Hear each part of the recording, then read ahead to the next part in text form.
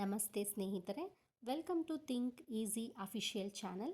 ಇವತ್ತು ನಾನು ಮಾಡ್ತಿರೋ ರೆಸಿಪಿ ಯಾವುದು ಅಂತ ಅಂದರೆ ಗುಲಾಬ್ ಜಾಮೂನ್. ಅಂದರೆ ನಾರ್ಮಲ್ ಜಾಮೂನೇ ಅಂತನಾದರೂ ಹೇಳ್ಬೋದು. ಇಲ್ಲಿ ನಾನು ಯೂಸ್ ಮಾಡ್ತಾ ಇರೋದು MTR ಗುಲಾಬ್ ಜಾಮೂನ್ ಮಿಕ್ಸ್. ಅದನ್ನು ಯೂಸ್ ಮಾಡಿಕೊಂಡು ಹೇಗೆ ನೀಟಾಗಿ ಏನು ಗಂಟಿಲ್ದಲೆ ಮಾಡೋದು ಅನ್ನೋದನ್ನು ನಾವು ಇವತ್ತು ನೋಡೋಣ ಬನ್ನಿ. ನಾವು ಇದಕ್ಕೆ ಬಳಸ್ಕೊಳ್ಬೇಕಾಗಿರೋದು ಯಾವುದು ಅಂತ ಅಂದರೆ ಗುಲಾಬ್ ಜಾಮೂನ್ MTR ಮಿಕ್ಸ್.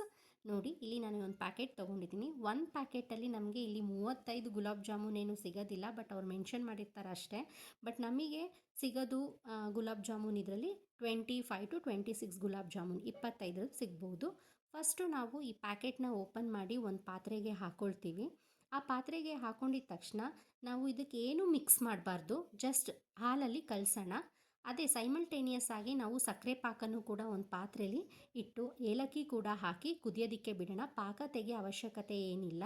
ನಾನು ಪೌಡರ್ ಏನು ಎತ್ತಿಟ್ಕೊಂಡಿದ್ನೋ MTR ಪೌಡರು, ಅದನ್ನು ನಾನು ಸ್ವಲ್ಪ ಹಾಲಲ್ಲಿ ಕಲಿಸ್ತೀನಿ. ಆ ಕಲಿಸ್ಬಿಟ್ಟು ಈ ಥರ ತುಂಬ ಜಾಸ್ತಿ ನಾದಬಾರ್ದು, ಚಪಾತಿ ಹಿಟ್ಟಿನ ಥರ ನಾರ್ಮಲಾಗಿ ಅದನ್ನು ಕಲಸಿಟ್ರೆ ಸಾಕು. ಫೈನಲಿ ಇದನ್ನೆಲ್ಲ ಕಲಸಾದ್ಮೇಲೆ ನಾನು ಸ್ವಲ್ಪ GRB ತುಪ್ಪನ ಹಾಕ್ತೀನಿ. GRB ತುಪ್ಪ ಹಾಕೋದ್ರಿಂದ ನಮಗೆ ಸರ್ಫೇಸು ಸ್ಮೂತಾಗಿರುತ್ತೆ ಮತ್ತು ಒಳಗಡೆ ಜಾಮೂನಲ್ಲಿ ಏನು ಗಂಟಾಗಿ ಬರುತ್ತೋ ಅದು ಏನೂ ಬರೋದಿಲ್ಲ. ಸೊ ಎಲ್ಲ ಫೈನಲ್ ಟಚಪ್ GRB ತುಪ್ಪದಲ್ಲಿ ಕೊಟ್ಟಾದಮೇಲೆ ಒಂದು 5 to 10 ಮಿನಿಟ್ಸ್ನ ನೆನೆ ಹಾಕೋಕ್ಕಂಗೆ ಬಿಟ್ಟಿರ್ತೀನಿ. ಈ ಕಡೆ ಸೈಡು ಸ್ಟೌವಲ್ಲಿ ಪಾಕ ಕುದೀತಾ ಇದೆ. ಸೊ 5 to 10 ಮಿನಿಟ್ಸ್ ಆದಮೇಲೆ ಸ್ವಲ್ಪ ತುಪ್ಪ ಯೂಸ್ ಮಾಡಿಕೊಂಡು ನಾನು ಬಾಲ್ಸ್ನ ಮಾಡ್ಕೊಳ್ತೀನಿ.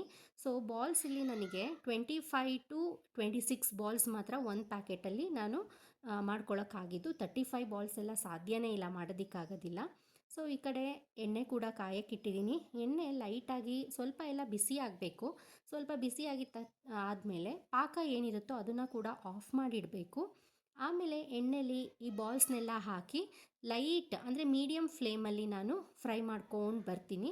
ಅದು ಎಲ್ಲಿವರೆಗೂ ಫ್ರೈ ಮಾಡ್ಕೊಂಡು ಬರಬೇಕು ಅಂತ ಅಂದರೆ ಸ್ವಲ್ಪ ಗೋಲ್ಡನ್ ಬ್ರೌನ್, ಇಷ್ಟಕ್ಕೆ ಅಲ್ಲ, ಇನ್ನೊಂದು ಸ್ವಲ್ಪ ಗೋಲ್ಡನ್ ಬ್ರೌನ್ ಆಗೋಷ್ಟೊತ್ತಿಗೆ ನಾವು ಫ್ರೈ ಮಾಡಬೇಕು. ನೋಡಿ, ಎಕ್ಸಾಕ್ಟ್ಲಿ ಈ ಥರ ಆಗಬೇಕು.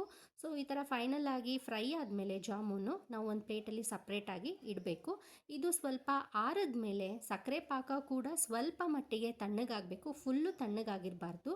ಸ್ವಲ್ಪ ಮಟ್ಟಿಗೆ ತಣ್ಣಗಾದಮೇಲೆ ಈ ಏನು ಜಾಮೂನ್ನ ನಾನು ಫ್ರೈ ಮಾಡಿ ಇಟ್ಕೊಂಡಿದ್ನೋ ಅದು ಈ ಸಕ್ಕರೆ ಪಾಕದೊಳಗಡೆ ಹಾಕಬೇಕು.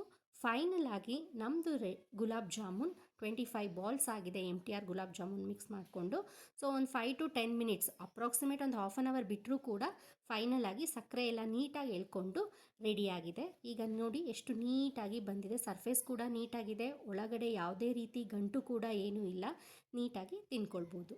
ಸೊ ಈ ಗುಲಾಬ್ ಜಾಮೂನ್ ಮಾಡುವ ರೀತಿ ನಿಮಗೆ ಇಷ್ಟ ಆಗಿದರೆ ಸೊ ನೀವು ಕೂಡ ಮನೇಲಿ ಟ್ರೈ ಮಾಡಿ, ಹೇಗಿದೆ ಎಂದು ಕಮೆಂಟ್ ಮಾಡಿ, ಶೇರ್ ಮಾಡಿ ಹಾಗೂ ಸಬ್ಸ್ಕ್ರೈಬ್ ಮಾಡಿ ನಮ್ಮ ಚಾನಲ್ನ. Thank you.